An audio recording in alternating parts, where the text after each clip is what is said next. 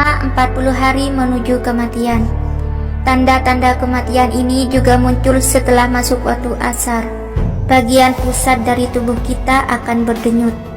Itu pertanda bahwa daun yang tertulis nama kita dari pohon yang terletak di arsy Allah Subhanahu wa ta'ala telah gugur. Lalu malaikat maut mengambil daun tersebut dan segera membuat persiapan, di antaranya mulai mengawasi kita setiap saat. Dan sesekali malaikat maut menampakkan dirinya kepada orang yang akan dicabut nyawanya dalam wujud manusia. Dan seketika itu pula orang itu akan terasa terkejut dan bingung melihat malaikat maut. Walaupun malaikat maut wujudnya hanya satu, tapi atas izin Allah Subhanahu wa ta'ala, dia mampu mencabut nyawa seseorang dalam waktu yang bersamaan. Kedua, 7 hari ketika kematian akan datang. Tanda ini muncul setelah masuk waktu asar.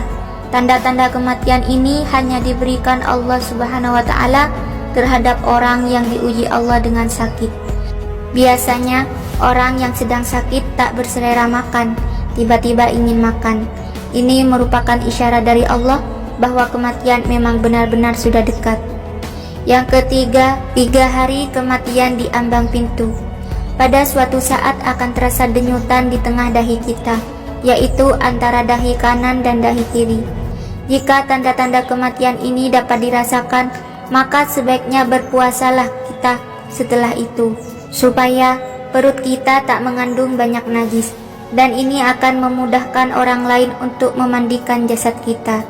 Setelah itu pula, mata hitam kita tak bersinar lagi, dan bagi orang yang sakit, hidungnya perlahan akan masuk ke dalam.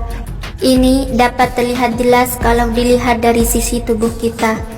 Telinga akan layu dan berangsur-angsur masuk ke dalam. Tapak kaki tengah beransur-ansur lurus ke depan dan sukar untuk ditegakkan lagi. Keempat, sehari sebelum kematian. Tanda-tanda kematian ini juga terjadi setelah waktu asar. Kita akan merasakan denyutan di bagian ubun-ubun. Ini menandakan kita sudah tak sempat lagi melihat waktu asar di keesokan harinya.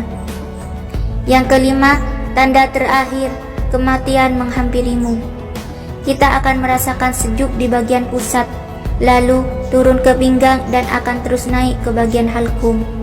Pada masa ini, hendaklah kita sering beristighfar, memohon ampun pada Allah, dan sering-sering membaca syahadat. Menata